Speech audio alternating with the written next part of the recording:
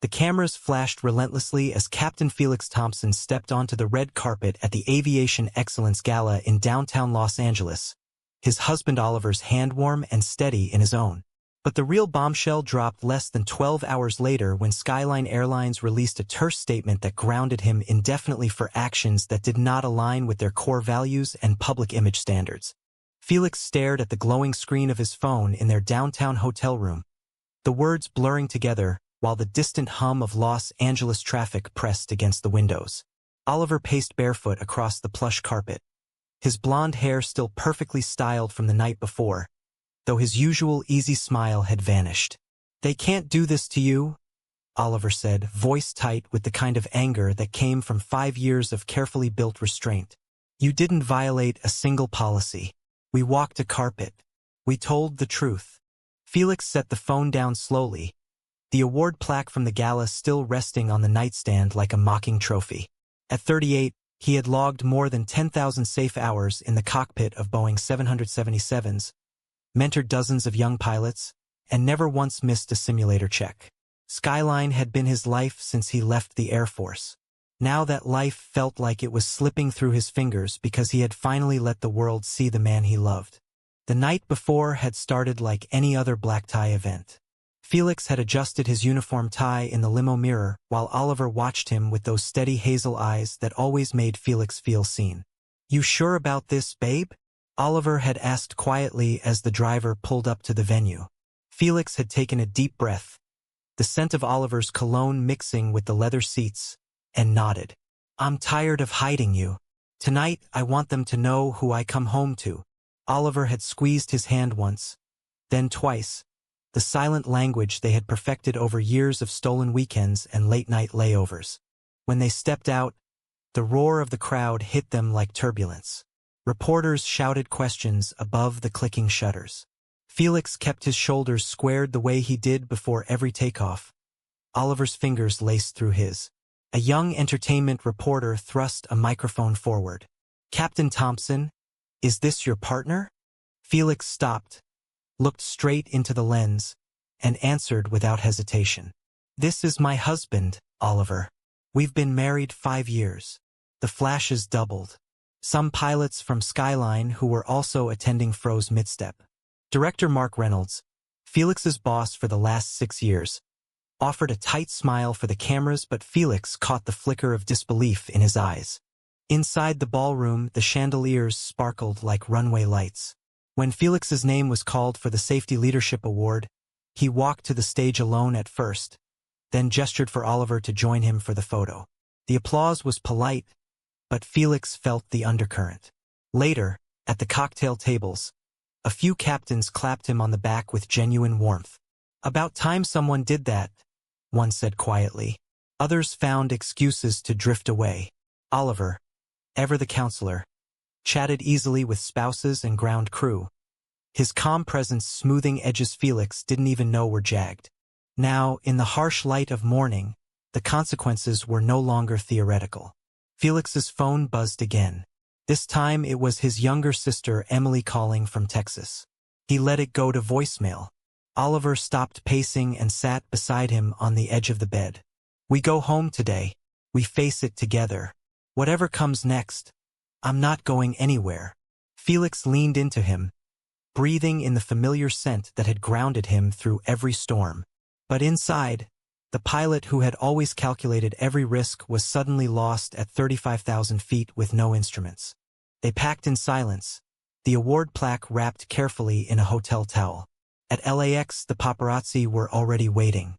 Felix kept his arm around Oliver's shoulders as they moved through security, jaw set. On the flight back to Chicago, he stared out the window at the clouds below, the same clouds he had navigated for years, and wondered how many more landings he would ever make. Oliver read a paperback beside him, occasionally brushing his knee in reassurance. By the time they landed at O'Hare, the news cycle had exploded. "Gay pilot's red carpet moment costs him his wings," one headline read. Felix turned his phone off. Back in their Lincoln Park condo, the quiet felt heavier than any cockpit emergency. Oliver made coffee the way Felix liked it, strong with a splash of oat milk. They sat at the kitchen island, the city skyline twinkling beyond the windows. "I knew there might be pushback," Felix admitted finally. "But I didn't think they'd pull the trigger this fast." Oliver reached across and covered Felix's hand with his own. "You did what felt right. That's the man I married." Felix looked at the wedding band on his finger. The simple titanium ring Oliver had slipped on during a quiet ceremony in a Chicago courthouse 5 years earlier. No family present. No Skyline colleagues. Just the two of them and a judge who smiled like she understood. Now that private promise had gone public, and the world was not smiling back. Across town, in the Skyline corporate tower, Mark Reynolds was already drafting the internal memo. Felix didn't know it yet, but the investigation had begun.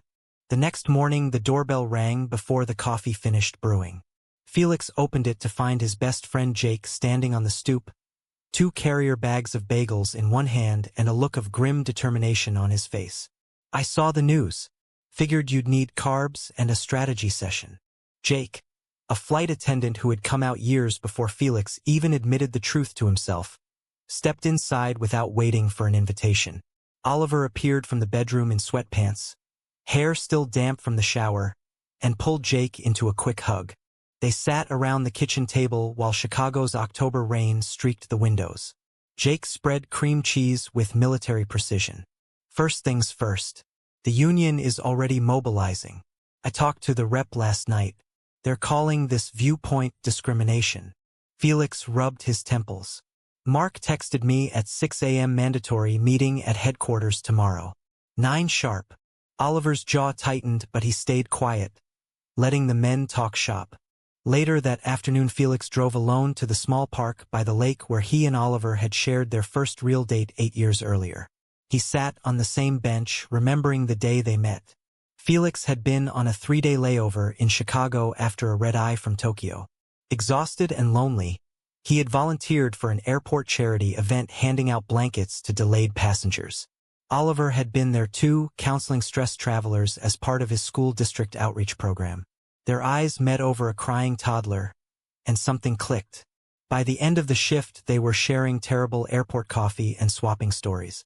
Felix had never told anyone he was gay. Oliver never pushed. 6 months later, Felix transferred his base to Chicago permanently. Now that history felt like it was being rewritten by corporate lawyers. Felix pulled out his phone and scrolled through the comments on the news articles. Some were supportive. Pilots from other airlines posting rainbow emojis. Passengers sharing stories of kind crews. Others were vicious. "Keep that stuff out of the cockpit. What if kids see him?" Felix closed the app. That evening, Oliver cooked pasta while Felix stared at the television on mute. The local news ran a 30-second clip of their red carpet moment. Oliver set 2 plates down and killed the power. "Talk to me." Felix pushed the food around his plate. "I keep thinking about my parents. Dad still calls every Sunday pretending Oliver is just my roommate. Mom sends birthday cards addressed only to me." Oliver reached across the table. "We've survived them before. We'll survive this." The next morning, Felix put on his uniform out of habit. The one with the wings he had earned the hard way. Oliver adjusted the knot of his tie like he had done 100 times before departures. "Come back to me in one piece," he whispered, pressing a kiss to Felix's forehead. At Skyline headquarters, the receptionist avoided eye contact. Mark Reynolds waited in the conference room with 2 HR representatives and a company attorney. "Captain Thompson," Mark began without pleasantries. "Your actions at the gala have created a public relations crisis. Passengers are calling to cancel reservations. Sponsors are nervous. We have no choice but to place you on unpaid administrative leave while we investigate whether your conduct violates our code of ethics." Felix felt the words like a stall warning in his ears. "What exact policy did I break?" The attorney slid a thick binder across the table. Section 4.2. Public Image and Professional Representation. Felix listened to the legalese, mind racing through every flight he had ever commanded safely. When they finished, he stood slowly. "I've given this airline 15 years and never once compromised safety. If loving my husband publicly is the problem, then maybe the problem isn't me." He walked out before they could respond. Back home, Oliver was waiting with fresh coffee and the union rep on speakerphone. The conversation lasted 2 hours. Legal options, timelines, media strategy. By the time the call ended, Felix's shoulders ached. Oliver pulled him onto the couch and held him without speaking. In the quiet, Felix realized something that scared him more than losing his wings. He was starting to wonder if he had been naive to think love and career could coexist without compromise. That night, they lay in bed listening to the rain. Oliver traced circles on Felix's chest. "Remember our first Christmas together? Your mom sent you a plain ornament and nothing for me. You hung it anyway and told me we were building our own traditions." Felix smiled faintly. "Yeah." Oliver propped himself on an elbow. "We're still building them, even if the sky looks different right now." Across the city, Jake was already organizing a small support rally at the airport. Word was spreading among crew members. Some were afraid to speak up. Others were tired of staying silent. Felix didn't know it yet, but the storm he had started was only beginning to gather strength. The first week of leave passed in a blur of lawyer meetings and sleepless nights. Felix spent hours reviewing his contract line by line, searching for any clause that might protect him. Oliver went back to work at the high school, but his colleagues kept stopping by his office with questions and quiet support. One afternoon, Oliver came home early carrying a stack of student letters. "They wrote these for you," he said, spreading colorful construction paper notes across the kitchen counter. "Dear Captain Thompson, thank you for being brave. I want to be a pilot too." Felix read them slowly, throat tight. Kids he had never met were rooting for him. Then the call from Texas came. His mother's voice trembled on the line. "Felix, your father saw the news. He's not handling it well. He says you're throwing away everything he taught you." Felix gripped the phone until his knuckles whitened. "Mom, I'm the same pilot I've always been. The only thing that changed is that I stopped lying." Silence stretched between them. "We love you," she said finally, "but we don't understand." The call ended with the familiar click of disappointment. Oliver found Felix on the balcony staring at the lake. He didn't ask questions, just stood beside him until the sun set. Media attention intensified. A national morning show wanted an interview. Felix turned it down. Jake, however, had other ideas. "You don't have to go on TV, but the union is holding a press conference at O'Hare next week. Pilots from 3 airlines are flying in to stand with you. Wear the uniform. Let them see the man behind the wings." Felix looked at Oliver, who nodded once. "I'll be in the front row." The day of the press conference dawned cold and clear. Felix stood on the makeshift stage outside Terminal 2 wearing his full captain's uniform. Oliver waited just off to the side, hands in his coat pockets. When Felix stepped to the microphone, the crowd of reporters and supporters fell quiet. "I've flown through thunderstorms, ice, and mechanical failures," he began, voice steady. "But nothing prepared me for the turbulence of being told that who I love makes me unfit to fly. I'm here today not just for myself, but for every crew member who's ever had to hide part of their life to keep their job." Cameras clicked. Oliver's eyes shone with pride. Afterward, as they walked back to the car, a Skyline flight attendant Felix had mentored stopped them. "Captain, I came out to my crew last night because of you. Thank you." The words landed like fuel in an empty tank. On the drive home, Oliver reached over and rested his hand on Felix's knee. "You did good." But victory was short-lived. The next morning, Skyline issued another statement doubling down on the leave and hinting at possible termination. Felix's inbox filled with hate mail. One anonymous message read, "Hope you enjoy your ground time, fag." Oliver deleted it before Felix could see. That night, Felix woke from a nightmare of falling. No parachute, no runway in sight. Oliver held him through the shaking until dawn. The following weekend, they drove to Oliver's parents' house in suburban Naperville for a quiet dinner. Oliver's mother hugged Felix extra tight. "We're so proud of both of you," she said simply. For a few hours, the weight lifted. They played board games and laughed like normal people. On the way home, Felix admitted, "I keep waiting for the other shoe to drop." Oliver smiled softly. "Maybe this time the shoe is just a pair of comfortable slippers." Back in the city, the union filed a formal grievance. Lawyers talked about federal protections and precedent-setting cases. Felix spent his days studying aviation law and his nights replaying every conversation with Mark Reynolds. Oliver watched him carefully, noticing the way Felix's shoulders stayed tense even in sleep. One evening, Oliver came home with 2 plane tickets. "We're going to New York for the weekend. No press, no lawyers. Just us and the city that never sleeps." Felix started to protest, but Oliver cut him off. "You need to remember why we fought so hard to be together in the first place." In New York, they walked Central Park hand in hand without looking over their shoulders. They rode the ferry past the Statue of Liberty and talked about the future in ways they hadn't dared since the gala. "If I lose the wings," Felix said quietly on the observation deck, "I don't know who I am." Oliver turned him gently. "You're the man who chose love over fear. That's the man I fell for." The weekend ended too soon. On the flight back, Felix sat in coach for the first time in years, watching the young captain up front through the curtain. The ache in his chest felt permanent. When they landed, a new email waited from the union. Skyline had agreed to mediation. The first meeting was scheduled for the following Tuesday. Felix closed his laptop and pulled Oliver close. For the first time in weeks, he allowed himself to hope. Mediation took place in a neutral conference room downtown. Felix wore a suit instead of his uniform. Oliver waited in the lobby with a book and a thermos of coffee. Across the table sat Mark Reynolds, 2 attorneys, and a union mediator named Carla who had handled dozens of discrimination cases. The first 2 hours were procedural. Then Mark leaned forward. "Felix, we're prepared to offer reinstatement with back pay if you agree to keep your personal life private moving forward.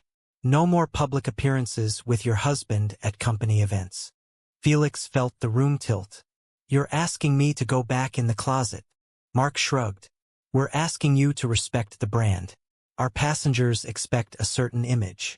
Carla cleared her throat. "That request may violate federal law, Mr. Reynolds." The back and forth lasted another hour. Felix listened to every word, weighing the cockpit he loved against the man waiting downstairs. When the session ended without resolution, he walked out feeling hollow. Oliver met him at the elevator. One look at Felix's face told him everything. They drove home in silence. That night, Felix stood at the window watching planes take off from O'Hare, their lights blinking against the dark. "I can't go back under those conditions," he said finally. Oliver came up behind him and wrapped his arms around Felix's waist. "Then we don't. We fight for something better." The next morning, Felix's phone rang with an unknown Texas number. His father's voice came through gruff and unfamiliar. "Son, I've been thinking. Your mother showed me some videos of pilots speaking up for you. I don't understand it all, but I know you were always the best at what you did. If this is who you are, well, maybe I need to learn." Felix sat down hard on the couch. Tears he hadn't cried in years slipped free. Oliver sat beside him, hand on his back, silent support. The following weeks blurred into strategy sessions and quiet victories. The union leaked the mediation details to a sympathetic reporter. Public pressure mounted. Skyline stock dipped slightly. Felix received letters from retired captains who had hidden their own lives for decades. "You're doing what we couldn't," one wrote. Oliver framed the note and hung it in their hallway. One Saturday, they attended a small gathering at Jake's apartment.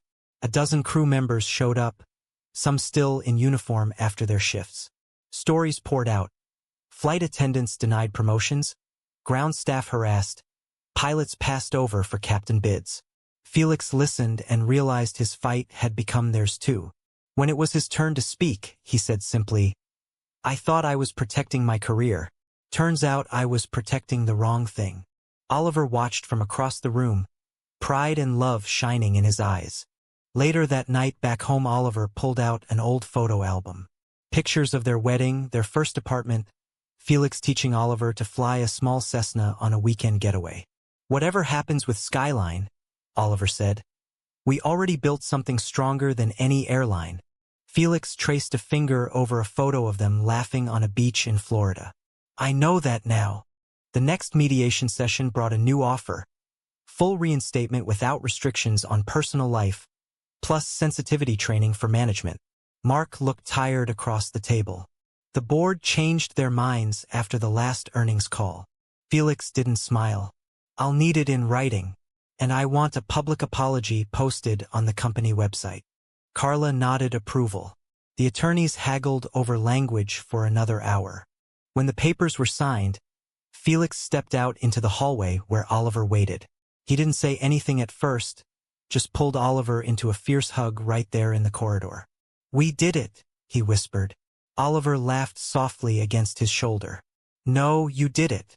That evening they celebrated quietly on their balcony with takeout Thai food and cheap sparkling wine. Felix looked out at the city lights and felt the weight of the last 2 months lift slightly. He still had his wings, but more importantly, he had stopped hiding them. The public apology appeared on Skyline's website the following Monday. Felix read it twice, then closed the laptop. Oliver was already at school, but he had left a note on the counter. "First day back in the air soon. I'll be waiting at the gate." Felix smiled for what felt like the first time in months. His return to the cockpit was scheduled for a simple Chicago to Denver turn. The crew greeted him with handshakes and a few awkward but sincere congratulations.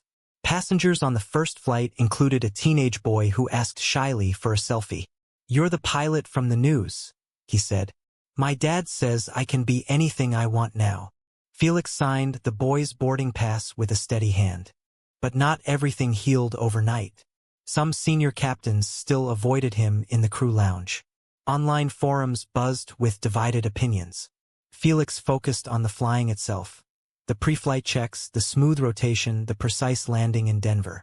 Each successful flight stitched a little piece of his confidence back together. One evening after a long day, Oliver surprised him with tickets to a Cubs game. They sat in the bleachers eating hot dogs and cheering like regular guys. During the 7th inning stretch, Oliver leaned close. "I've been thinking about something.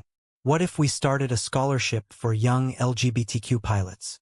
Felix looked at him, the stadium lights reflecting in Oliver's eyes. "You'd do that with me?" Oliver grinned. "Already talked to Jake about the paperwork."